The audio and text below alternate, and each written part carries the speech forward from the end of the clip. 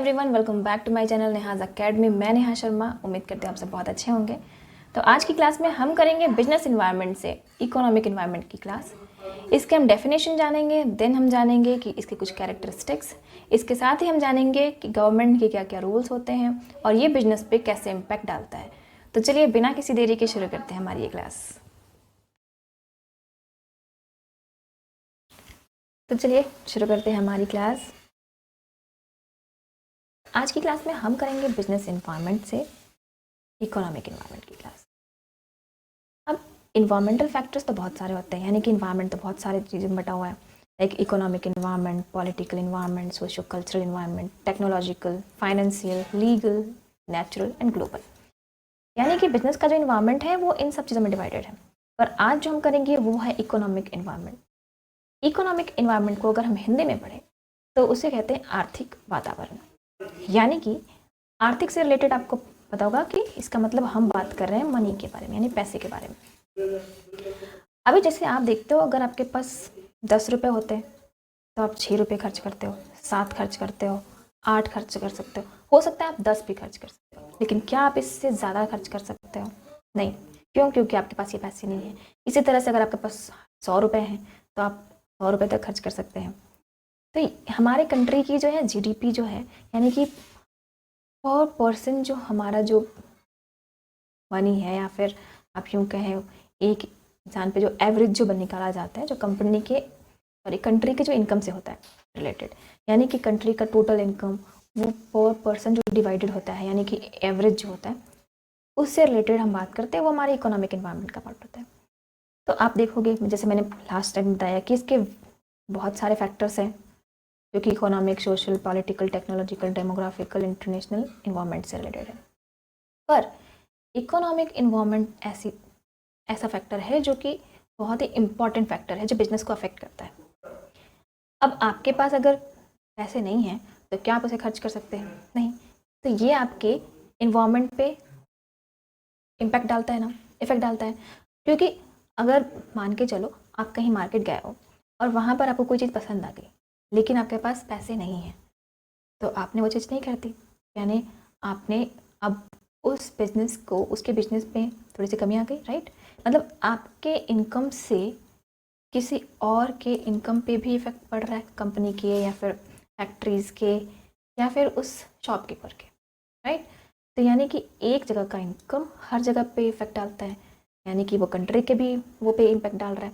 यानी कि economic environment ऐसा इन्वायरमेंट है जो कि बिजनेस पे बहुत ही इम्पॉर्टेंट इम्पैक्ट डालता है, बहुत ही इंपॉर्टेंट फैक्टर्स है जो कि बिजनेस को क्या कर सकता है, अफेक्ट करता है। अभी आप देखोगे कि बिजनेस इकोनॉमिक इन्वायरमेंट में उसके कुछ पॉलिसीज़ होते हैं, उसके कुछ सिस्टम्स होते हैं जिससे हम आगे बढ़ते हैं, कुछ स्ट्रैटेजीज़ होती हैं इकोनॉमिकल ग्रोथ के लिए, उसके डेवलपमेंट के लिए, रिसोर्स को इंडोमेंट करने के लिए, मार्केट के साइजेस के लिए, distribution of income and wealth के लिए, स्टेटस ऑफ इंफ्रास्ट्रक्चर फैसिलिटीज़ के लिए। तो ये सारी चीज़ें कंट्री से इफेक्टेड होती है। अब ये dynamic and complex in nature भी होता है, मतलब उसको समझना आपके लिए कॉम्प्लेक्सिटी तो लाता है, लेकिन साथ में आपके लिए बहुत ही इंटरेस्टिंग सा होता है। ये टाइम टू टाइम क्या होता है, बदलता रहता है। लाइक अभी कोई चीज़ अगर 10 रुपये की है तो उसकी कॉस्ट हो सकती है 6 रुपये की हो, पर कुछ सालों के बाद वो 20 रुपीज़ की मिल रही है या फिर 100 रुपीज़ की मिल रही है। क्यों? क्योंकि जो उसकी कॉस्ट जो है, लागत जो है, वो हो सकता है कि 18 रुपीज़ की हो या फिर 90 रुपीज़ की हो। तो जैसे जैसे इसकी कॉस्ट की लागत बढ़ रही है वैसे वैसे इसके प्राइस पे बढ़ रही है। तो हम कह सकते हैं कि ये टाइम टू टाइम क्या होता रहता है, चेंज होते रहता है। तो इसकी वजह से ये इकोनॉमी पे भी चेंज लाता है, गवर्नमेंट की पॉलिसीज़ पे भी चेंज लाता है, पॉलिटिकल सिचुएशंस, इन सारी चीज़ों पे क्या होता है, चेंजेस लाता है। अब देखो, आप कल जो चीज़ें हमें 10 रुपये में मिल जाती थी, या फिर पहले बोलते थे ना, आपके मतलब घर वाले बोलते होंगे या फिर बड़े लोग बोलते हैं कि पहले हम जाते थे 50 रुपये में पूरे थाली भर कर सब्जियाँ ले आते थे, लेकिन आज 50 रुपये में आपको एक छोटी सी चीज़ मिलती है। पहले आज आपको थाली भरने के लिए कम से कम 500 रुपये होने चाहिए या फिर 1000, उससे भी ज़्यादा। तो ये कैसे हो रहा है, ये बढ़ता जा रहा है क्योंकि उसकी क्या हो रही है, कॉस्ट भी बढ़ती जा रही है।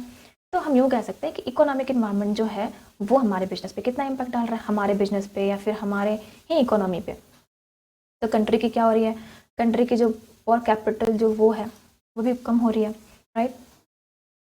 अब इकोनॉमिक इन्वायरमेंट की बात करें तो इसके कुछ कैरेक्टरिस्टिक्स हैं, जैसे कि ये कैपिटल की अवेलेबिलिटी को एनालाइज करता है, यानी कि हम किसी कंपनी में कितना भी कैपिटल लगा सकते हैं, कितना कैपिटल लगाना है, वो कितना अवेलेबल हो सकता है, उसको एनालाइज करना क्या है, इकोनॉमिक इन्वायरमेंट का पार्ट है, कैरेक्टरिस्टिक है इसका। फिर साथ ही में ये इनकम एंड वेल्थ के डिस्ट्रीब्यूशन को बैलेंस करता है, उसमें हेल्प करता है। साथ ही में ये इकोनॉमिक एक्टिविटीज़ के डायरेक्शन को भी कन्वीनियंट बनाता है। ये गवर्नमेंट की पॉलिसीज से अफेक्टेड होता है। साथ ही में ये डिपेंड करता है बेसिक रिसोर्सेज पे, जैसे मैंने बोला कि कॉस्ट अगर किसी चीज़ की बढ़ गई हो तो डेफिनेटली उसके प्राइस भी बढ़ जाएगा। तो ये क्या होता है, उसके बेसिक रिसोर्सेज पे डिपेंड करता है। और जैसे मैंने लास्ट में बताया था कि टाइम टू टाइम क्या होता रहता है, चेंज होते रहता है। तो ये जिस तरह से उसका कॉस्ट बढ़ता जाएगा या फिर जिस तरह से हमारी जो भी लागत बढ़ती जाएगी किसी भी तरीके की हो, तो वो क्या होता है, टाइम टू टाइम चेंज होते रहता है, राइट। अब अगर हम बात करें कि इस पर गवर्नमेंट के रोल क्या क्या होते हैं, तो गवर्नमेंट क्या करता है, रेगुलेटर की तरह यूज़ होता है।